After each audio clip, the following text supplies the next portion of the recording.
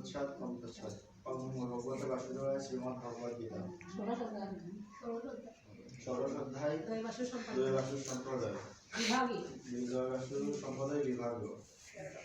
এক নম্বর শ্লোক শ্রী ভগবান বাসু অভয়ক্ষ যোগ সংশুদ্ধি জ্ঞান যোগ ব্যবস্থিতি দানম দমস্য যোগস্য সাধ্যায়স্য তপ আলার্জব। বাসুদেবায় শ্রীমদ্ ভগবদ গীতা ষোড়শ অধ্যায় দৈবাসু বিভাগ যোগ।